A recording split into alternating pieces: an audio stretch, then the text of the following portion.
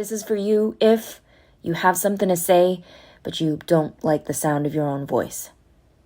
I'm a professional speaking coach, and I will tell you, you do not need to have a radio voice.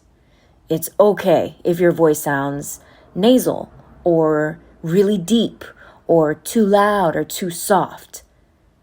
We are 2023 people now. We need voices that are too much because for too long, we have had not enough.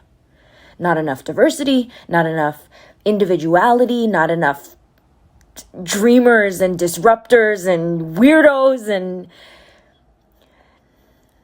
not enough of you. Your voice is beautiful. Your voice is medicine. Please use it. We need your voice. Let us hear you.